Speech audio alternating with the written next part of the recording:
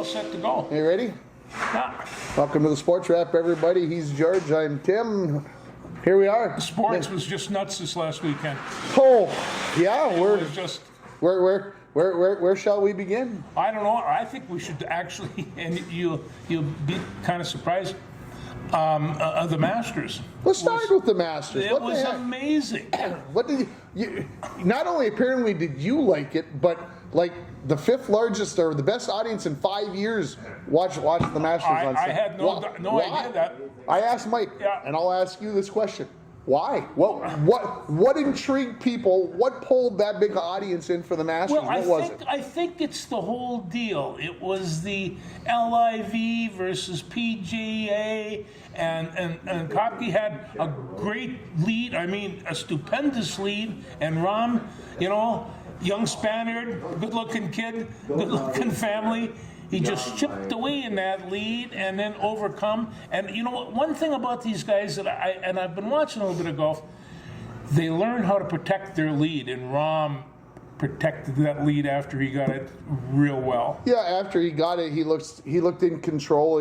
Like he wasn't forcing it, but he was kind of cruising in, not making mistakes. No. I think knowing where to hit the ball. Yeah. It made a big difference. And I'm not saying Brooks Koepka doesn't know because he's played there before, but you still got to go out and execute the shots. Well, you do. And then Phil Mickelson come in. I mean, I'm no Phil Mickelson fan, but at his age, coming in and popping, tied for second, and he just chipped away too. So did CBS know something that we didn't know, because they were showing him from the word go early on in that round. They were showing him. I was shocked how much they were showing him. That might have been why I stayed so close to it. He was there all the time. Yeah, I don't know. Like I said, I said, is it Easter? Because it was Easter. Well, you would think that would take people away, right? Yeah. I mean, people eating dinner and going outside and blah blah blah, whatever.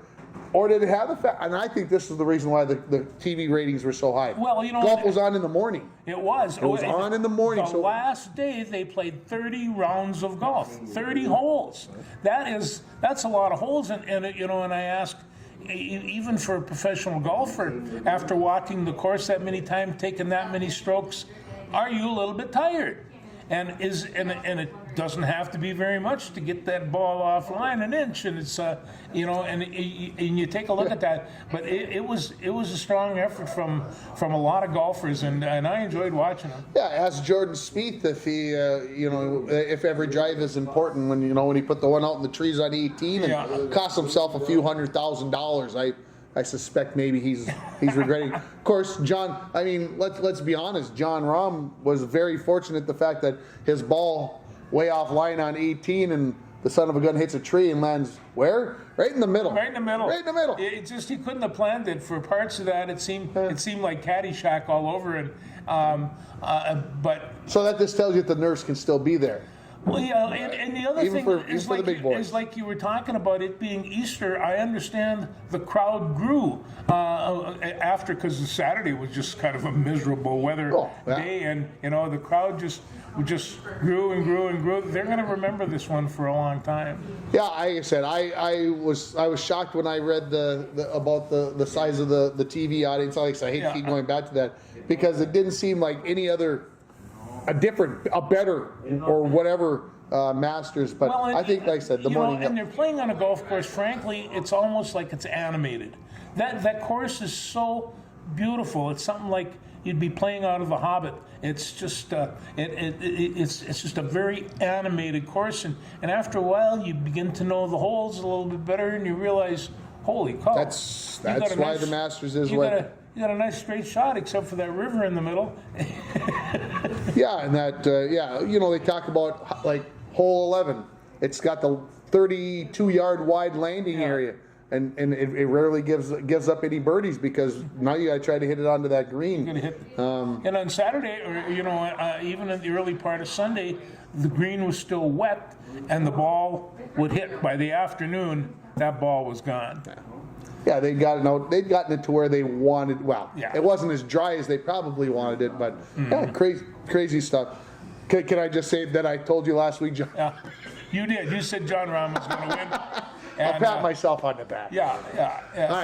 Like I said, picking John Rahm wasn't really going out on a limb very far, but maybe the one shock was Rory McIlroy playing so poorly. I think that was because I actually thought that he had a chance to win it. Oh, and a lot of people did. And a lot of people did. I think a lot of people probably lost a lot of money on that. No, and I want to hand one more shout out to Fred Couples, the oldest guy on the tour, and played well, and he played with a smile on his face. And somebody asked him about that, and somebody said Fred Couples always played like that. He was always happiest on the golf course and never really, still out there doing it. Yeah, out there you get to come play the Masters for a long time, and I think she's. We've got a four-legged patron at the bar, having a lot of fun seeing everyone. And it's her birthday to boot. Well, happy birthday. Yes. Not her first trip to the stool, I can see. I bet not. I bet not. So, wow. I don't know how many times we've led this show off by talking about golf, but boom. There it was. But it took my Saturday and Sunday morning. Saturday was just miserable. My Lord, those poor people. Yeah. And it's just, but anyway, it was an interesting tournament. It was 87 on Wednesday for the par 3 contest. It was 47 on Saturday. They were all wearing stocking caps with hats on, and I mean, those southern folks, they don't really understand cold that well. A lot of people, so it was all right. Yes. Well, I want to talk about the Timberwolves. Let's do that. And I want to talk about Rudy Gobert and Kyle Anderson. Yeah. Your thoughts, your impressions. You've had 4 days to digest it. When we talked about trading the next 10 years of our future away, you thought that you were getting a pretty good defensive basketball player, and indeed you are. But as you come to find, and when people kind of look after that, he wasn't sometimes that well liked at Utah either. And it's just, and so he's been a difficult teammate. And when you add the mix, the question is for the T-Wolves, can they spend the next few weeks playing basketball together? Well, I'm gonna. Here's my take on it. I don't know if Rudy Gobert's the bad guy in this situation. Well, Anderson has a pretty sharp tongue. He didn't. Okay, I'm going to say this. I don't think he threw a punch. I think he shoved. Okay, that's my first thing. I don't think he punched him. Yeah, he came across with a closed hand, that wasn't the stupid punch. The stupid punch was in the locker. Well, yeah, we'll talk about that in a second. And so to me, it was a push. It wasn't a punch. A punch is usually thrown to the head. He didn't ever aim for his head. Okay? Kyle Anderson admitted as much as saying that he is an antagonist, especially with his teammates, when he doesn't think that they're playing very well. Just before George got here, on my phone it came up that Rudy Gobert is saying his back is still very sore. It's getting better slowly. He played in that game, and I'm going to defend Rudy a little bit. I think he played in that game, if it had been played a month earlier, he doesn't play in that game. We have a guest. Goodbye. he doesn't play in that game because it doesn't mean no, there was no reason for so I think he was out there, and I think Kyle Anderson was trying to get Rudy to push through the pain and do that, and of course things got out there. Timberwolves play Friday night, and we'll talk more about what they did on Tuesday night here in a second. The Timberwolves play Friday night as we tape this on Thursday. I'm not expecting Rudy Gobert to play in that game. Well, and as this season come out, the person that I like playing in the paint was Naz Reid. And I just assume, I don't know what kind of adjustments that they're going to have to make, but I don't think Naz Reid's going to play within that mess. No, he's done. Yeah, and it's really too bad because I think that he played well from time to time, and I just assumed not just time to time, a lot of the time. And to keep him there, and so that's the loss that I see. Well, now let's go back to the one that you alluded to. Of course, losing Jaden McDaniels is no easy matter because he's your best perimeter defender. Yeah. And to me, when push came to shove, and I mean that in the with pun intended, did losing him, is that the reason why the Wolves can't win a series? Because they don't have their main lockdown. I'm not saying these other guys can't. Yeah, no, I think it's just a matter of him being so irresponsible Well, at that level, and that's okay. So we all played competitive Yeah. sports. Yeah. I mean, we have had our anger moments, Yeah. our whatever, but to punch a brick wall. I mean, I understand slapping it with the open hand, but punching. I had some pretty good flippers in the wall, but that was Yeah. no. But you don't do that. You don't. Two things. You really don't get physical with teammates, and you don't go punching walls because what you're doing then is some kind of selfish. And to think that happened in about a 15-minute span in reality, in real life, that you get two players that, and two players that really can contribute to a successful season or a real bad one. So they got the Thunder tomorrow night. They got the OKC Thunder, and and I watched him play. I watched him play against New Orleans last night, and there's no reason. They don't even have Chet. No, they don't. Chet Holmgren we're talking about. And Chet, he'll be back next year. He'll be back probably. next year. You would think. I bet he's not playing the summer league next year. I would bet he's not playing yet. I would say he's probably not doing any charity events. No, and so these, there's no reason for them, but they have a record, Tim, of playing against the good teams very well, and losing to the poor ones. I mean, statistically, it's just the way it is. And I'm going to defend them a little bit on that. Put up 151 on Saturday against San Antonio, who is not a good team. Yeah. I think they maybe got the message. They also made 24 threes in the game, which obviously helps you to score a franchise record 151.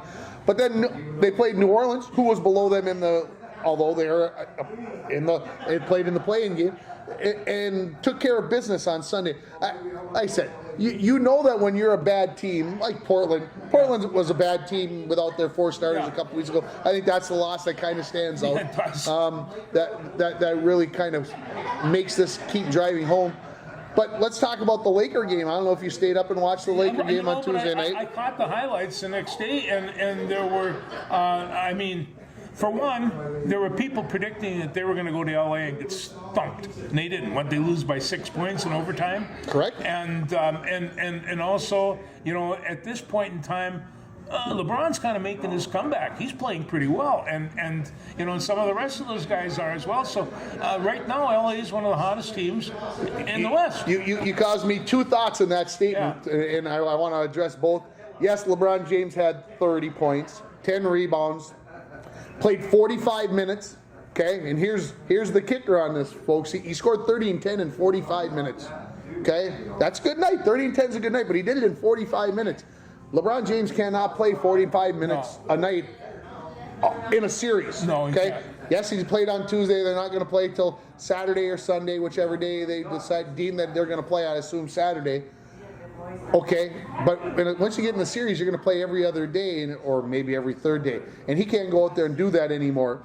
So, yes, he played well, and yes, he's doing things. And there was a guy on. I was flipping through the channels yesterday afternoon. Or 2 days ago, and they were talking about that LeBron James, the best player ever, ahead of Michael Jordan, who was third by this guy, and Kareem Abdul, who was second. Now, what do Kareem and LeBron have in common? Well, they played for the Lakers, right? Both, They played for the Lakers. Oh. And this guy's from where? L.A. Why do I wonder why he's got those two? Anyway. I'm not a LeBron James fan. If you watch the show, Magic must have been number 5 then. Who? Magic must have been number 5. Magic was in the top. Yeah. So LeBron, like I said, good player, great player. But is he better than Michael Jordan? Get off of my back. I don't even want to listen to those people tell me. But okay, well we can talk about that another time. But the game came down 95-95. LeBron's got the ball in his hand. Seconds are winding down. Guess what had to happen? He couldn't pull the trigger because he got defended so well. Well, I'm sorry, folks. Mike in his day Mike gets that shot off every time. Yeah, and he was defending Mike's not lots. and I'm not saying that you can't give up the ball, but it got down to crunch time, and LeBron had to throw the ball away, and he threw it to a teammate who made the three. And thankfully, Conley got a gift foul. Did you see the foul that Conley got the 3 free throws on? I think even the referees felt bad that the Timberwolves had gone 6 minutes without scoring. In an NBA game, they'd gone 6 minutes without scoring. Oh my God. Yeah. Oh my gosh. Anyway, the Wolves got to overtime. They led by 15 points in the fourth quarter. That's the 19th loss this season where they've led by double digits at some point in the game and lost. That's second most in the NBA. TNT didn't say who had the most. But here's the scary part about the end of that game. Okay, I got all this stuff to get out of me today. Cat, less than 2 minutes left. Cat gets the ball 2 consecutive possessions, and he couldn't have looked worse. I mean, absolutely looked like he had 2 hands around his throat, just absolutely choked. Okay, so he gets his 2 chances. The next 2 possessions, this is all in the final 2 minutes. Yeah. The next 2 possessions, Anthony Edwards gets his chance. How'd that work? Yeah. Couldn't get to the bucket. Couldn't make a jumper. They absolutely peed down their leg. I understand it's one game.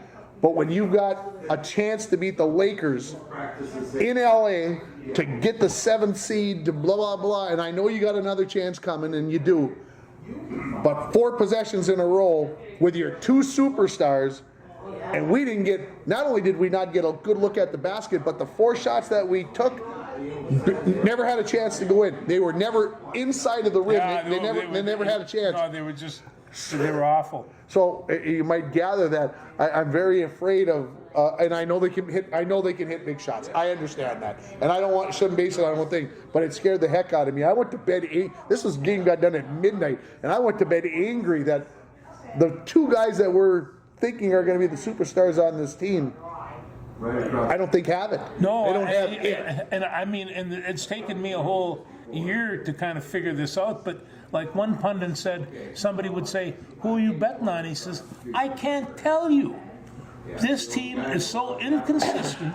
They lose to who they should beat, and they beat who they're supposed to lose to, and you don't know what team's going to come on the floor. And then you have these little distractions. I'm not going to get overexcited about a punch thrown amongst highly intense." Professional athletes? No, they didn't get that way by being nice, and so I'm fully aware of that. But those are distractions, and a good, a basic disciplined team doesn't do that, and it's just.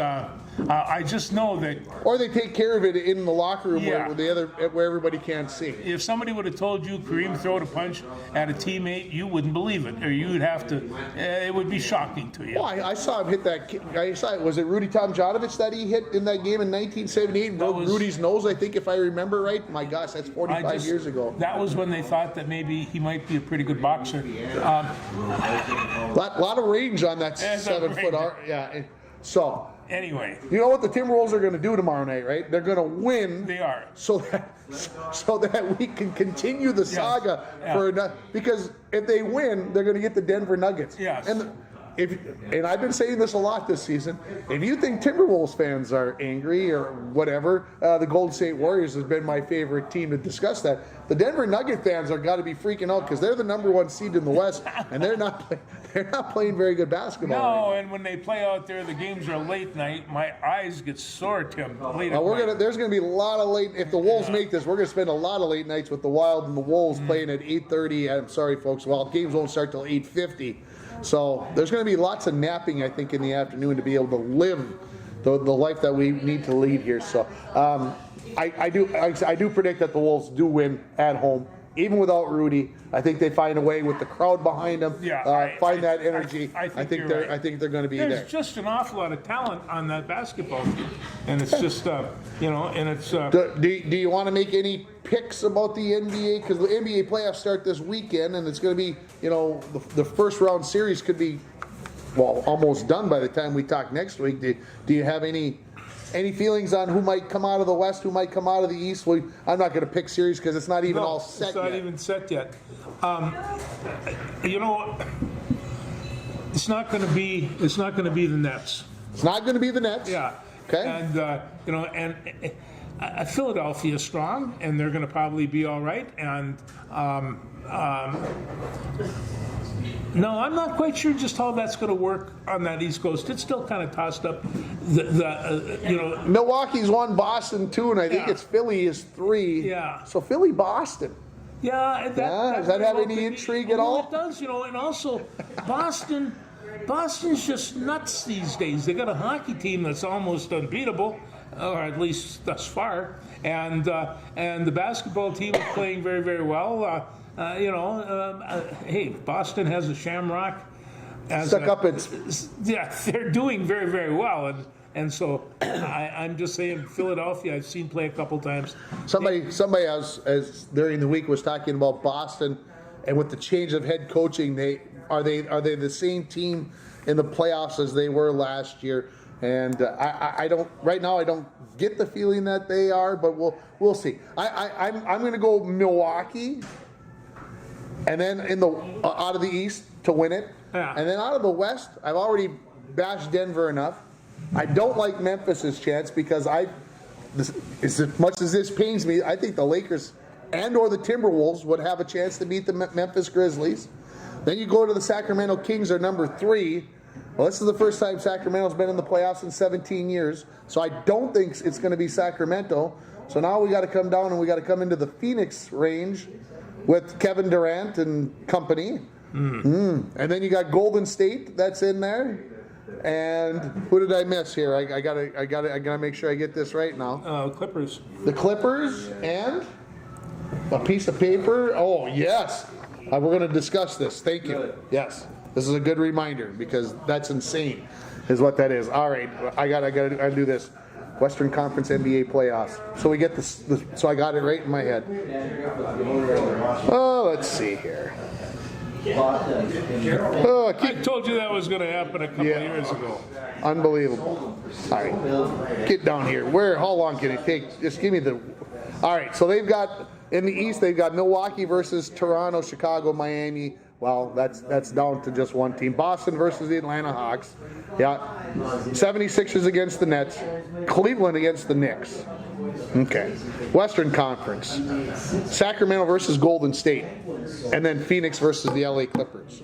By the way, this is the first time all 4 California teams have made it to the NBA playoffs ever since there's been 4 teams in. Well, yeah, but you got to remember the Clippers had a longer losing streak than the Timberwolves. So Sacramento loses Yeah. to Golden State. So now the top 3 teams, I don't have any faith in them.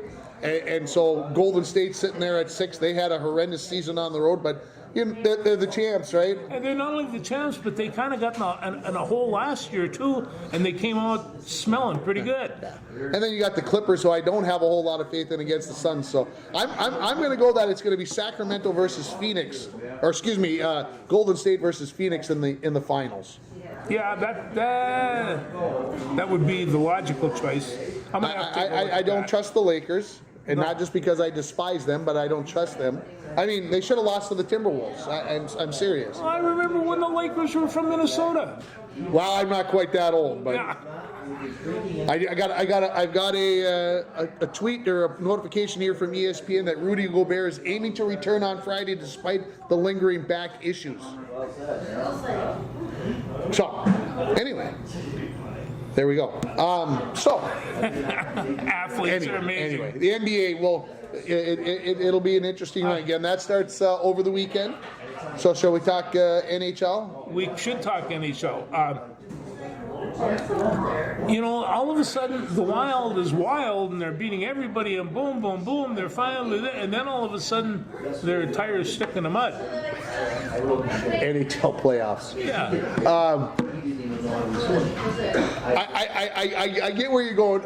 No panic from me about this team. No, There's I'm not no panicking. panic. I'm not going to panic either, but it's just, geez, they were playing so well, and everybody's back, and it's this and this, and all of a sudden, they lose their hatchet man, and I shouldn't call it that. Their enforcer, and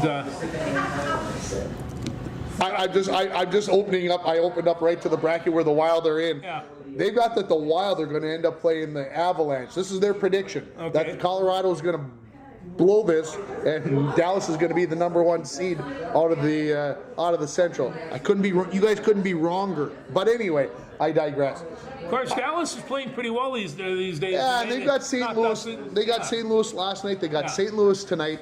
Colorado's got 2 games left, and that's why I give them the advantage. Plus, they're the champs. That's right. Nobody messes with the champs. You got to knock me off the hill. So, what's got you most concerned about the Wild? Well, it's not. It's what can you say? Who's going to be the goalie? And that's still the big question, but I think everybody's kind of lumbering on the side of Gustafsson, and I think that they have to do that at least to start. If they're going to pick one, Yeah. if Dean Evison and Bill Guerin and the coaching staff is going to sit down tonight or tomorrow night or whenever they do it and say, all right, we're definitely going with one goalie. Who are we going with? If we're going with one goalie, it's got to be Gustafsson. Well, what I'm saying is, Fleury's going to play some, and so he really could be playing in the 3rd game or the 4th game, much like Colbert did last year, and and that I don't think worked out that hot. So I wouldn't be, depending on how Gustafsson does, if he winds up losing 5-1, I'm suggesting that Fleury's going to play the next night in the Nets, and it's just like, and I think that he's too good. He's got the legacy. He makes you think you can win. I think his team. I think the Wild played better in front of Gustafsson. I almost think they play a little more lackadaisical because they've got the Flower back there. That very well might be. I'm just saying is that you got a Hall of Famer, and you ain't going to sit him on the bench if the possibility is that you need him right now. So did you watch the Winnipeg game versus the Wild? Did you watch the 3rd period, any part of it the other night? No, just the highlights. I didn't get the or the lowlights. The low lights. Or the There lowlights. was no highlights. We talked about it at length on our sports show this morning, and Winnipeg is a bunch of dinks. Let me just say it that way. The Jets, their coach is I personally want to see Bonus, the coach from Winnipeg, and I want to see him go over and I want to see him fight Dean Evison, the head coach from the Wild, because Dean basically said, "Come on over, let's settle this like men." The goalies are fighting these days. I mean, up is down and down is up.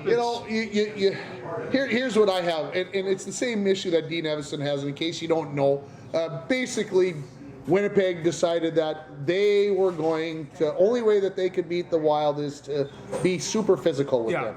Let's just say, let's be cheap about it. Let's just call it what it is because it's cheap. They're the team that hurt Kirill a few weeks ago.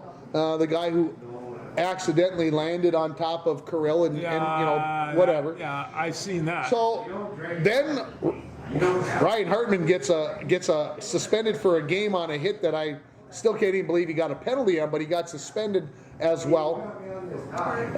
You get the Neil Pionk cross check to the ribs of Johansson, and then Bonus, the head coach from Winnipeg, wonders why Evison is sending out his 4th liners and his fighters out onto the ice with 30 seconds left, and so he's telling them that it's low bar, that it's beneath what he should be doing.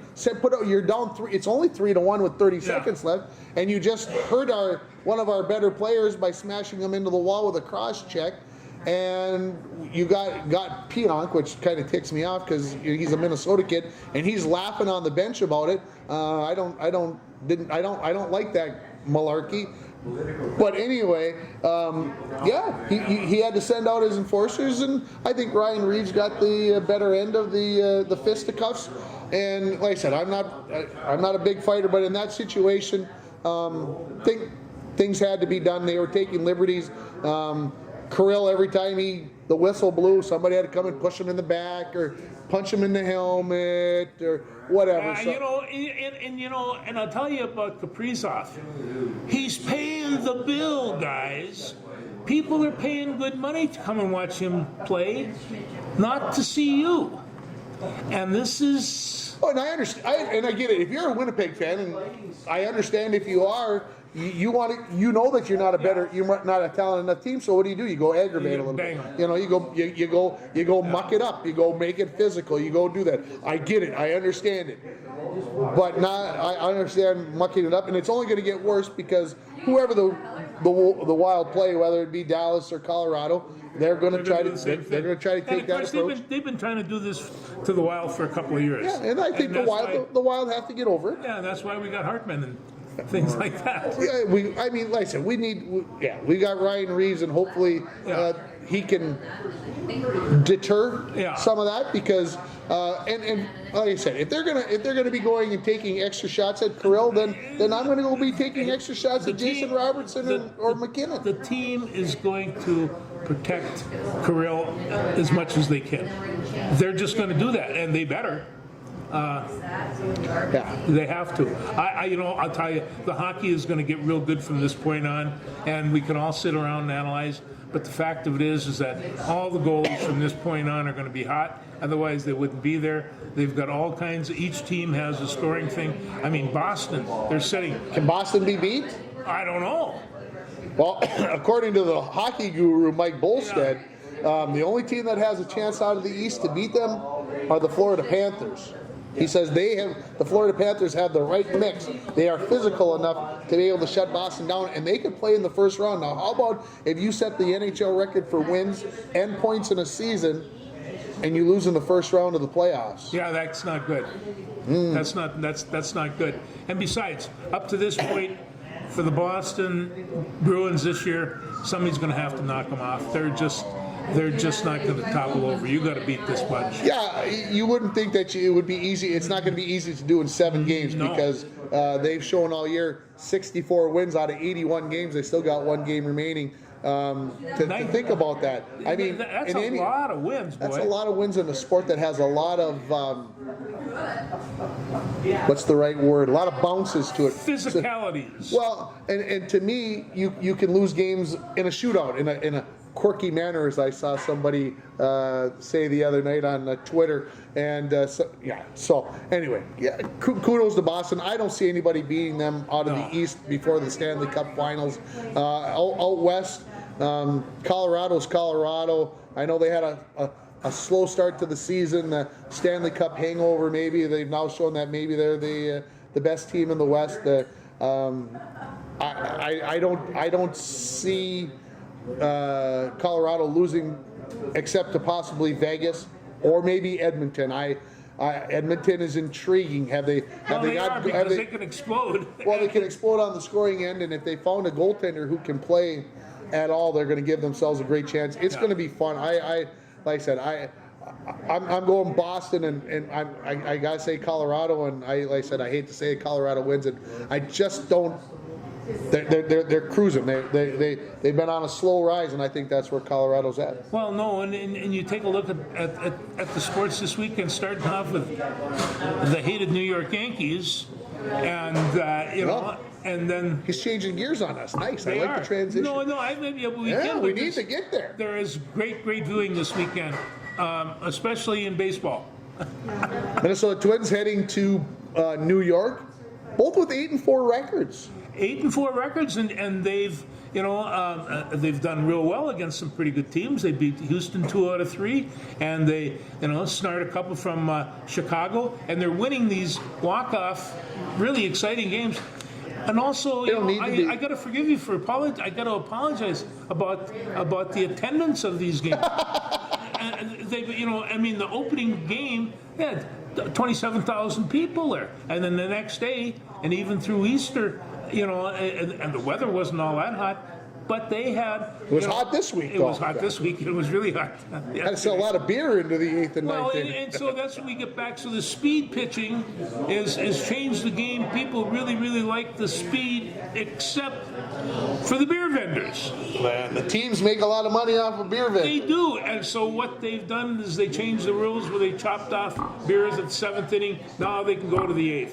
And some places are going to the end of the 9th. Well, then there you are. To me, that's ridiculous. That's the progressive. That's ridiculous. That's the progressive. More and more teams are changing, and I think soon all of them will have changed to the end of the 8th inning at least, and some will go to the 9th. And And then, Think about this. At the end of the 7th inning, yeah, that might mean an hour yeah. to the end of the game. Now, with the way the games end, of course, 9th inning, sometimes you only play the top of the night. You can go to the, I mean, you're talking maybe 5 minutes before guys walk out the door, gals. I should just say guys and gals walk out the door, and they got a fresh, cold one. Okay, I got to finish this before I leave the park. And then they're going to jump in the car in the parking lot. I liked it the old way. Well, anyway, baseball started. My friend Patrick Bruce, he says he went to the stadium, and there, completely surrounding the bar, were all the patrons, and there were hundreds in the thing. I mean, Minneapolis has been waiting for a while for this to happen. And I heard another little tidbit about, in the extra innings, the man on second. Well, who was in favor of that rule? Well, mostly it was the managers. They don't want to have 13, 14, 15 inning games. They want to get this thing over and get on with it. So, it's amazing. The game is going to change. I think, like I said, for TV, big deal. For people watching on TV, 3 hour plus games were a little too much. This 2 hour and 33 business, Twins played a 10 inning game against Chicago that got done in 2 hours and 23 minutes. And it was 80 degrees, and there were people cooking in the stands. And so they didn't want to cook for a while. Yeah, to me, this is still a good thing. I think I've gotten used to it. What I like better is it looked like the batters and the pitchers have gotten used to it, because it's not even getting. Are you to watching zero. the clock every pitch? Every pitch. Every pitch. I'm watching the clock. And you never see it even get close to zero this week. Well, no, I saw one this last weekend, and I can't remember. One. Yeah. One pitch that got to zero. One got to zero. Maybe. Close. I mean, we're seeing the pitch thrown. This is at the 20-second clock with 7 and 8 seconds left. I mean, that's how used that they said, well, this could take a long time to change. No. And I think the pitchers have gotten very used to it. Yeah, and I think they have too, and it's I professed to you last week that the Twins had the best starting pitching staff in baseball. Nothing has come to change that.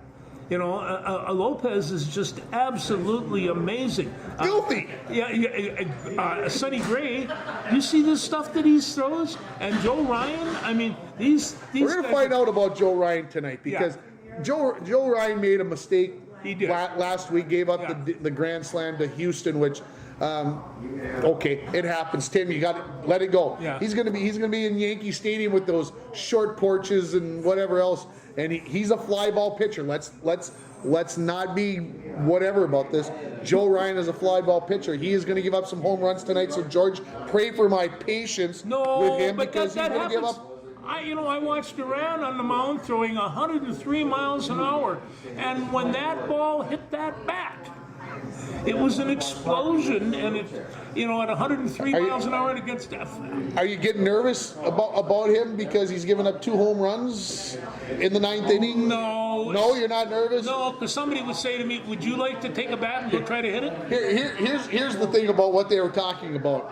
The other day, after he gave up the home run and was still pitching in the 9th inning, he was throwing his fastball 102, 103, and he was throwing his splitter at 101.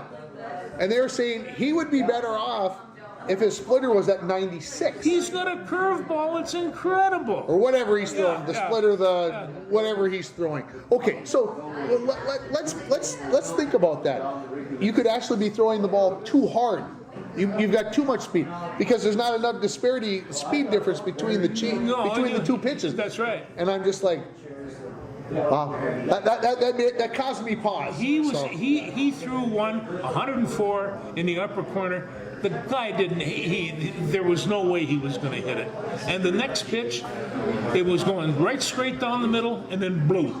And I just thought, from a guy that can throw that fast to a guy that, how do you even adapt? How do you even come close to adapt? It should be filthy. So that's why I'm a tad concerned. Yeah. I like that he got him in the closer role. I think that's the right spot for him. We need to work through this. It hasn't cost us a game. No, but So don't panic. I don't want to say anything because I love watching him pitch. Oh, yeah, it's just phenomenal. and actually, the bullpen is not such a bad place either.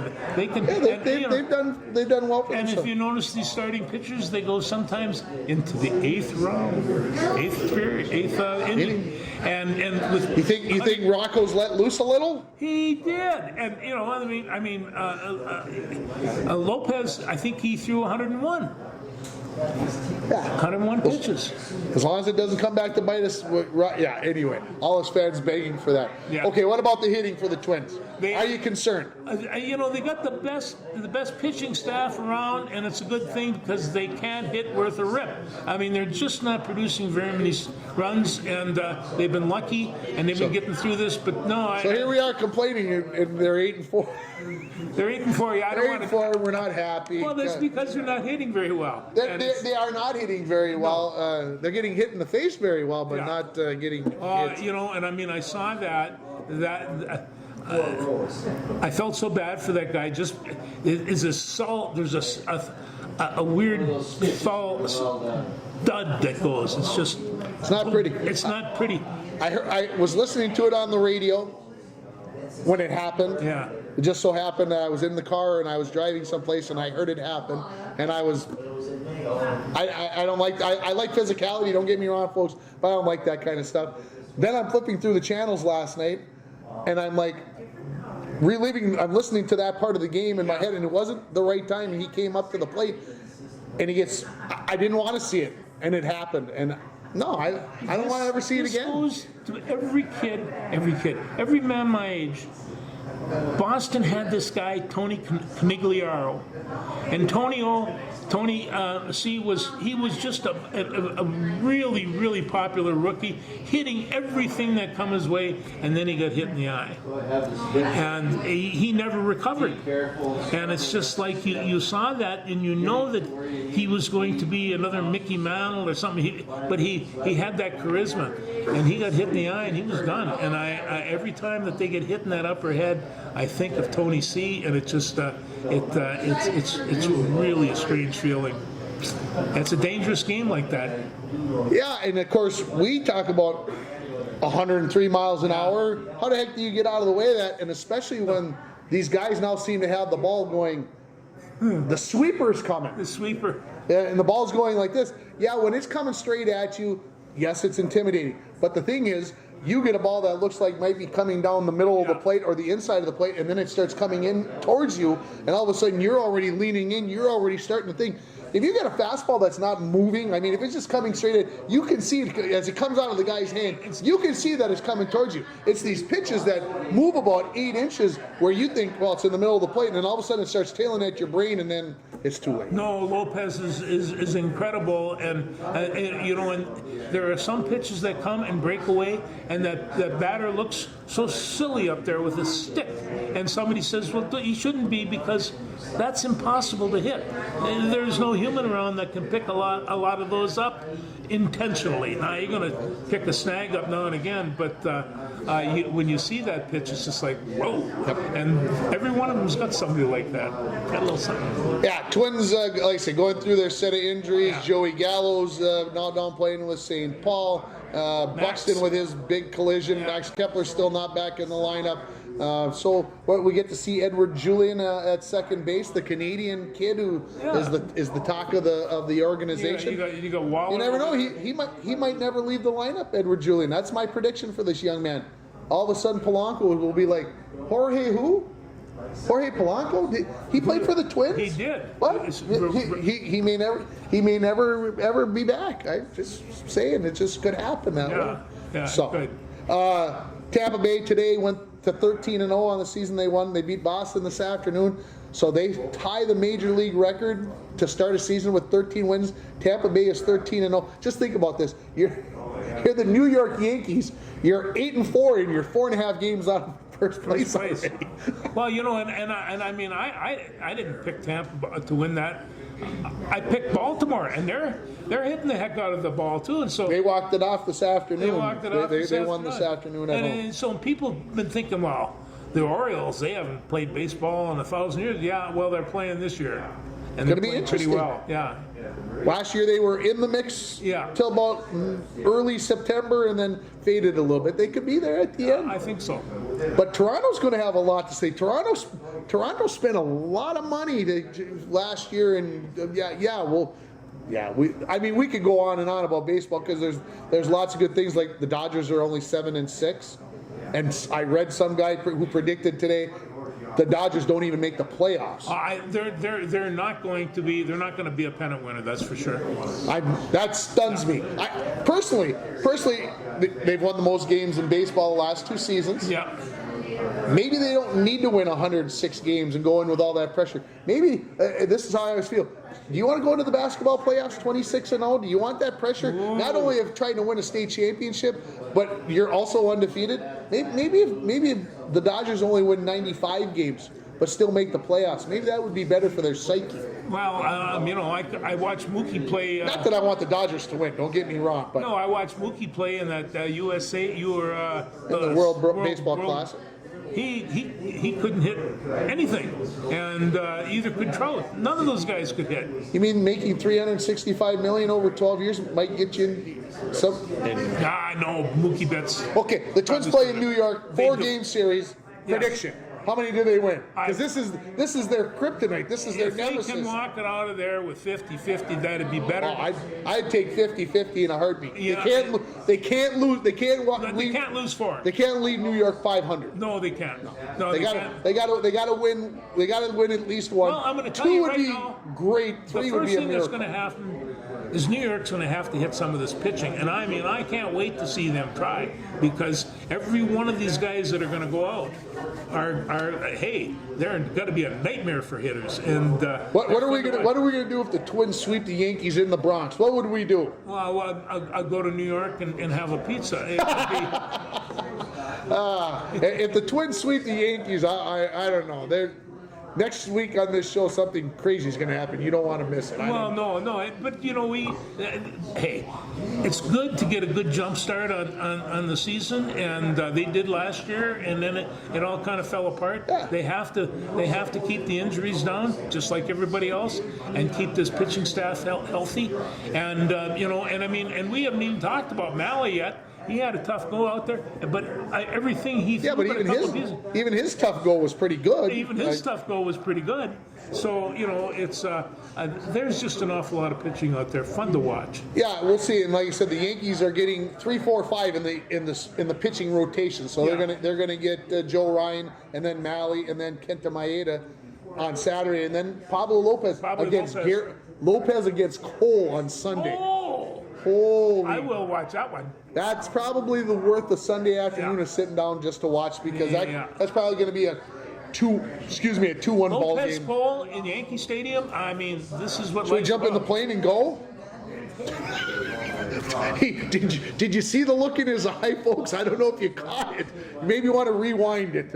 If you're watching it on YouTube, just back it up and see what is, because there was some smoke roll. The gears. For goodness sake. Oh boy. Let's see. I'm trying to think if there's anything else baseball-wise. We talked about Tampa Bay. I think we got it done. I do want to go back and I want to talk about the Gopher hockey game on Saturday night. Yeah. I was not watching. I did. I watched it on replay the next day with my family. They even felt bad for the Gophers. No, you did feel bad, except that Quinnipiac. Okay, 2 things you have to understand here. Number 1, Minnesota wasn't as good as we thought. 2, Quinnipiac wasn't as bad as we thought. And 3, you can't win that game without a high, energetic third period. And these guys were taking a nap. Offensively, they never got out of their blue line. I was screaming. Do you remember what Herb Brooks said to the boys in the locker room? With the Russians, and that they take it to your blanket grave. These guys are going to take it to their blanket grave. Exactly. They're obviously, some of them are already playing in the NHL. Brock Faber for the Wild and Nyes for the Toronto Maple Leafs. So they're definitely going to take this to the grave, because they're never going to get a chance. They're never going to get that opportunity back. Lacombe, another one. So you got these guys that, you had an opportunity in front of you. They let it slip away. Part of me feels horrible for them. Don't get me wrong, but part of me is smiling on the inside as a Bulldog fan that. Quinnipiac, they've been in Division I for 20 years. They have never won a national anything. Most of the people can't spell it. I tell you one thing about Quinnipiac that I know it's in Connecticut, I think. And that's, other than that, they've been building and building and building for the last 3 or 4 years. Did you see the head coach in the post-game interview? It was classic because he came out and he had tears in his eyes, and God bless him for doing it. Yeah. And finally, he just turned to the reporter and says, I can't explain anymore. I need a hug. That's where he was at. That to me maybe was worth the whole price of whatever happened. Even if it would have happened to the Bulldogs, and I would have torn my heart out to lose the way the Gophers did it. The Bulldogs would have lost that way. I don't know what their defensemen and their backside wing guys were doing, but 10 seconds into overtime, you got a guy streaking down the backside and punching it into the open net, or punching it through the goaltender into the open net. I haven't heard my wife scream like that in quite a while. It's 10 seconds. And of course, she's a graduate from the University of Minnesota. She was mad because I wasn't crying. I understand. Anyway, it was a tough one to lose, and it's nobody's fault. That's why they play the game, and maybe the kids were thinking, gee, tomorrow I'm going to be playing with Montreal or whatever, and these were all plans. Yeah, they already had how they were going to celebrate. How they were going to celebrate and do all the rest of that. Yeah. Extra cops in Dinkytown that weren't needed. We at least we got that going for us. It's too bad. I feel real bad for them too. Not that bad. Not that bad. For heaven's sakes. I had a thought rolling through my head. Oh, I know what it was. The University of Minnesota Golden Gopher women's tennis team had to shut down the season. They shut her down. Injuries. So, tennis, you got to have 6 players is how it works. 6 singles. They only had 7 players on the team, and 4 of them were injured, so they only had 3 left. Now, how the heck does a Big Ten team only have 7 tennis players at the start of the season? I have no idea. I was just stunned by that.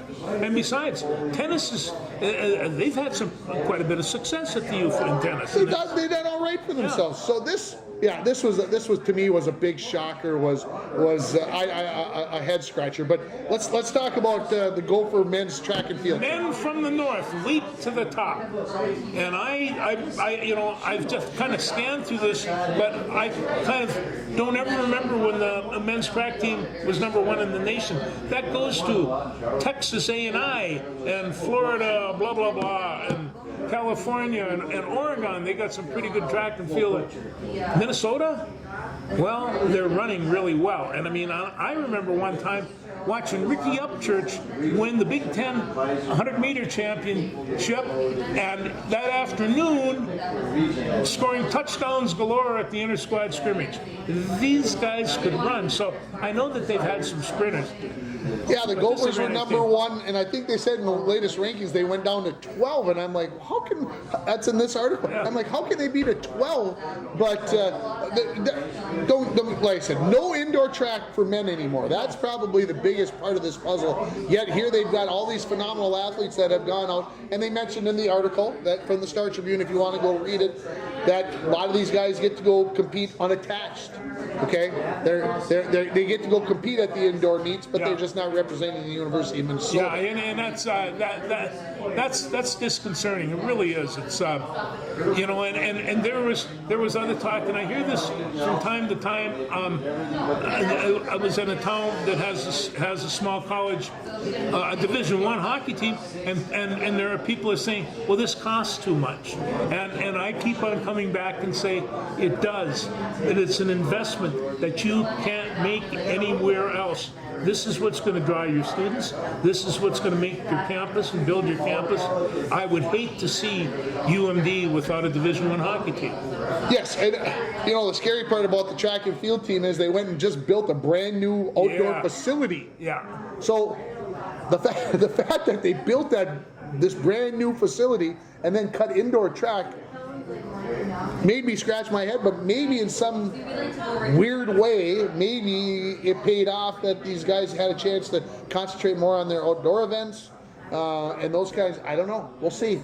It's going to be interesting to see the NCAA track and field championships. It's something that always comes at a time of the year when baseball and softball NCAA playoffs are on, and it kind of gets pushed over to ESPN. It's on for 4 or 5 days, and it's kind of on ESPNU. You kind of forget about it, and then you're like, But this year definitely will be towards the top of the list of things in early June to be watched. Well, for years it's the Gophers don't have any national championships. Over that time, Minnesota Wrestling won 3 of them. And and 4 out of 5, and it's just like you'd see this and say no, it's just that they're not doing it in football and they're not doing it in basketball, and those are the biggies. And hockey either, as it turns out. As it turns out. So yeah, like I said, I'm excited and I love track and field. It doesn't get the love or the visual on TV just because track meets take so long. The Bronco track and field teams went to Bemidji. Yeah. They had 40 teams signed up. 8 decided that they weren't going to come, that was too many. So they went to a meet, 32 teams indoor. It started at 11 a.m. and it got done at 8:30 at night. And I talked to the assistant coach yesterday who said this. It was run immaculately. It was perfectly run, and it was done way ahead of schedule. It took 9.5 hours. It was way ahead of schedule. And it was a way ahead of schedule. They were going to get done at midnight or what? They had, well, of course, I believe it's a 6-lane track on the indoor. They had over 100 kids run the 60-meter dash for the boys and the girls. So start doing the math on that. Yes, I know they only take about 8 or 9 seconds to run. It takes longer than that. But then you got to get them all lined up, get them in order, do the guns. But anyway, 8.5-hour track meet, and it was way ahead of schedule. Interesting. We're gonna finish up with this little tidbit. That's a tidbit. It's a big tidbit. It is.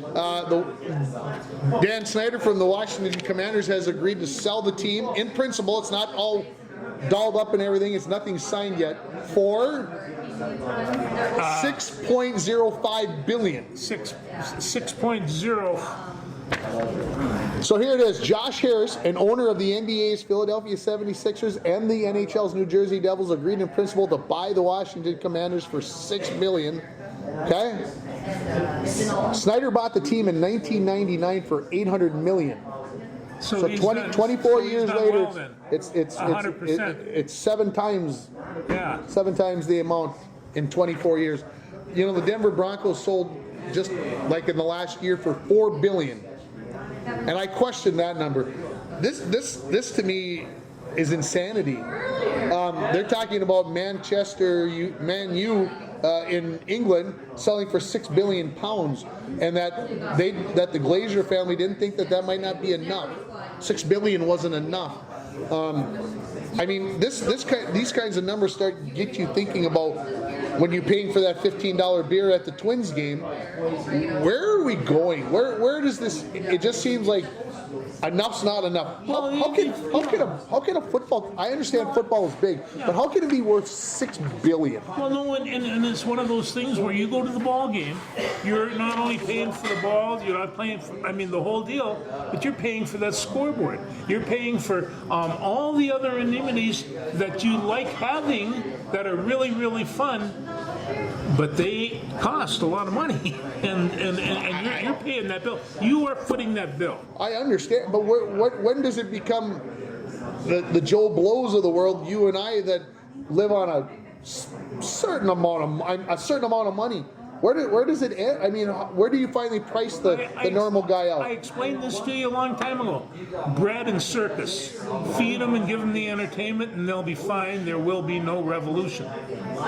That's the way the Romans thought of it, and I don't see a lot has changed. I don't know if we can go any better than that, folks. We might have to end it right there. Anything else? I could have said it in Greek, in Roman too, but Latin. There we are. Live Blues Hour on Friday. If you get to watch this, if Darcy gets it up in time, Friday afternoon, 3:30, right here at the Rainier Muni Live Blues. It ought to be a hoot. I don't know what's going to happen, but It should be fun. it should be fun. Thanks, everybody.